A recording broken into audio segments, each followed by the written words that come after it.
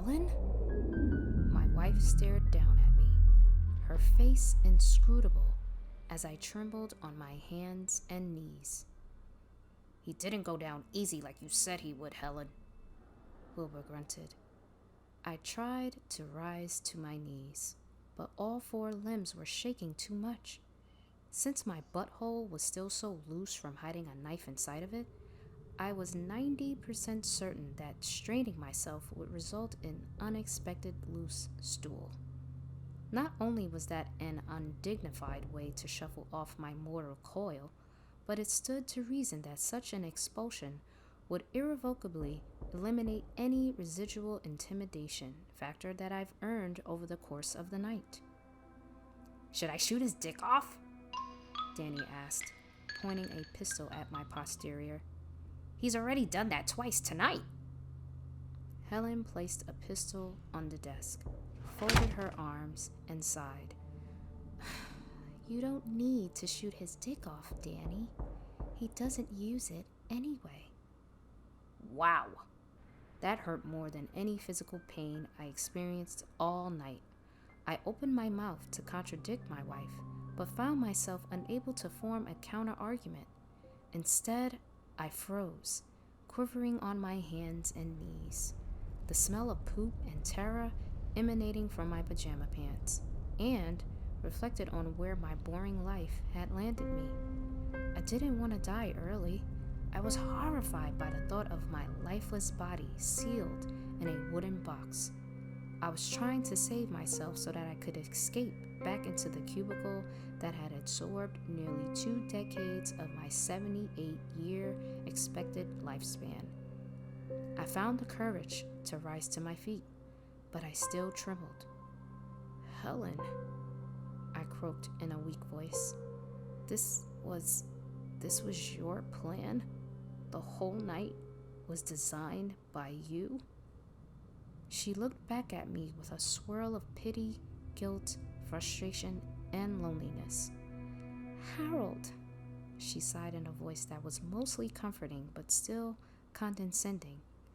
"This goes back much further than just tonight. Sometimes you can't see what's right in front of you. As a person who analyzes risk and circumstantial probability, how did you not notice that the broken living room window had all of the glass on the outside of the house? You never see what doesn't fit in your world." Helen closed her eyes. "I'll always love you." She opened them again. "But I need to live my life before I die. What makes you happy is very different from what makes me happy." She stepped forward and placed a gentle hand on my cheek. I closed my eyes involuntarily at the caress. Her intoxicating scent of cardamom and talcum powder slammed me with a nostalgia so strong that I nearly fell back to my knees. It took several seconds for me to realize that I was actually experiencing anemia nostalgia for whatever never was, because it has ceased to exist before our timid minds were able to make it real. We love it because we're afraid of our own potential and happier to imagine its pristine image so far out of reach that it can never be sullied by the baseness of our human touch.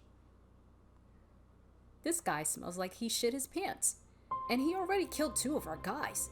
Will you please just let me invert his colon?"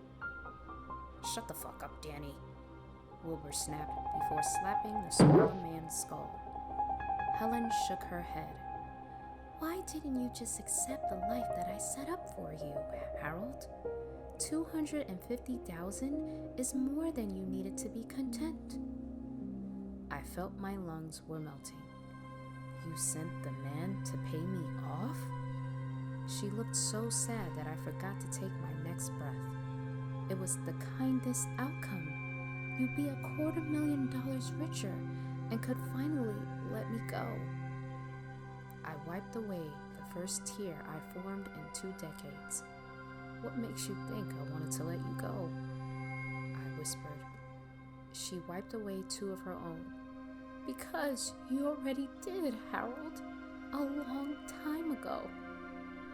I love risk analysis because it reduces the complexities of the existence to numerical data that can be quantified, categorized, and understood. I hate doing it to myself because it takes the most important aspects of my life and reduces them to facts that I'd rather not face. I calculated the probability that Helen was wrong, the chances of my survival, the likelihood of me thriving if I could return to my previous conditions, how those numbers had changed over the past hour, and for the first time and longer than I could remember, what effect this would have on my wife's happiness. I really didn't like what I came to understand in that moment. Looking up into her sad eyes, I wished desperately to help Helen and tell her that she was wrong, that everything was good before all this, and that we could go back to our old lives. You're right. I breathed, my voice breaking. And I'm so sorry, Helen. It's obvious now that our lives diverged a long time ago. I can't say you did anything wrong by choosing this path. She reached out a hand and took mine in hers. We squeezed one another's fingertips, just like we did on our first date, when I was afraid to touch her. Not because I didn't want to, but because I desired it so much. Then I let her go. Then I grabbed the pistol she placed on the table and wheeled around. Wilbur had just enough time to gasp before I blew a hole into his forehead. Danny was lifting his gun when I shot his dick off. You like that, huh? It's all fun and games when you want to do that shit to me, asshole. But now you're crying and puking and bleeding all over the floor, and you're learning that it's not that much fun to get your dick shot off. Harold! Helen gasped. Are there any more of your people on site? I demanded. Her jaw dropped. The man who drove here. Danny was right. I ground his pelvis into instant Quaker oatmeal. Helen took a step back, eyes darting back and forth between the two men. No, Harold, you've killed everyone who came here tonight. Everyone except me. We stared at one another. You're the boss of this operation? I asked. No, it's Wilbur's outfit. I'm his number 2. Wilbur's dead. So you just been promoted, I countered. Her eyes grew saucer-wide. You're involved in money laundering, I see. Based on my $250,000 payoff, I'm predicting that you must wash about $19 million a month. She stared back, ashen-faced. Closer to $13 million, Harold? You have no idea what you've done. I've exploited a system with a great deal of weakness. 4 men are dead because they improperly evaluated a risk threshold that just changed the fundamentals of this operation. You're balancing your income inappropriately and are likely losing money via a variety of inefficient decisions. Previous employees seem to have been retained only due to philosophical loyalty, which enhances the echo chamber effect of poor decision making. You need to hear opposing ideas if you want to keep a clear mind. Danny rolled on the floor, so I shot him in the head. The bottom line is that you need to hire an experienced risk manager. There's suddenly an opening in an upper management position of the business that you're now running, and I'm leaving my boring job in pursuit of something more exciting for the second half of my life. I folded my hands together and looked my wife in the eye. You either need to run away and hide from those who might extract revenge, or else take this bull by its horns and seize the leadership that is rightfully yours. The woman I married will grab the bull, and I'm asking for a job as your senior risk management specialist. It's difficult to describe her appearance in that moment. The only thing I can say for certain is that her eyes were blazing as she stepped towards me. I'll admit that I felt intimidated. Helen didn't have all of the spry athleticism she possessed in her youth, but she was still in admirable physical shape for a woman of her age. and was not to be trifled with when convinced that she was correct about a particular topic of discussion. She pressed herself against my chest, staring at me with a look of passionate fury. Then she knocked me down to the floor and initiated the most rigorous sexual congress that we had experienced in over a decade. Are there cameras in the warehouse? I gasped. Is there a risk that someone is watching?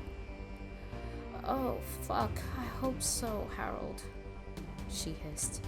Her clothes were half on and half off, which was somehow more intriguing than complete nudity, and effectively eliminated all concerns of erectile dysfunction. This particular carnal meeting featured a host of positions whose existence I had forgotten. Right there on the warehouse floor, I was reminded of reverse cowgirl, spooning, doggy, forward cowgirl, wheelbarrow, inverted egg beater, upright, nasty salamander, and missionary. We lay on our backs afterwards, coated in a plethora of bodily fluids, trying to catch our breaths. Okay, Helen panted. You're hired. Wilbur's and Danny's bodies were charred so thoroughly in our house fire that the coroner couldn't distinguish from Helen and me. They were lying in our marital beds, after all, so the story of our lives wrapped up simply. The life insurance went to a trust fund owned by a limited liability corporation that Helen had set up in the Cook Islands. Since we had no children, all of the payout was transferred overseas. Our funerals were small affairs. The tale of Harold and Helen Miller wrapped up shortly after, which scared me more than violence ever did. No one looked for Wilbur and Danny. Helen, we've been losing 2% on each cash delivery that Madigan has been handling. It's sufficient to avoid superficial suspicion, but is a significant enough statistical aberration to be noteworthy. I looked over my spectacles at the boss. If I were a betting man, I say that he's pocketing just enough to avoid detection. Helen folded her arms. I've always trusted Madigan. He doesn't seem like the type. I raised an eyebrow. Wouldn't that be a brilliant scheme? I placed my ledger in front of her. Numbers don't play favorites, Helen. After being held upside down over the Astoria Megler Bridge, Madigan confessed to pilfering small amounts over a long con. And that night, Helen incorporated handcuffs and latex into an unscheduled fornication session. To my surprise, she cited the lack of advanced planning as the source of her third climax. Under our leadership, the organization that had been rubbed by Wilbur grew by 69% in the first quarter. Their books were ghastly, to be quite frank. I improved Helen's numbers in the same way that I had once worked as a corporate drone. It turns out that I'm much, much more valuable than they've been paying me. The end result is that I found my wife by losing her. Everything else in my life, the beige Volvo, my mortgage, a wardrobe with several pieces of the same gray clothing, was forgotten before it went up in flames. It would be food for thought if I ever thought about it. My life was fucking boring. And you know what? It was kind of nice, which made it the most insidious thing on earth.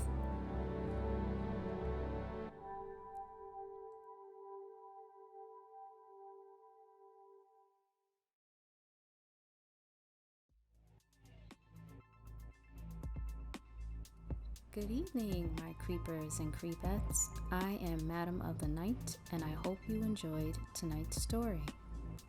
Wow, wow, wow. I am Team Harold all the way. I guess Harold learned through the encounters of the night that life isn't always about probability and numbers. There's always something deeper behind it. Don't you think? If you enjoyed my channel, please subscribe, like, and hit that bell icon so you can receive notifications of all my postings every week. and I will see you ghouls soon. You never know what goes bump in the night. Literally. In Harold's case, you just never know.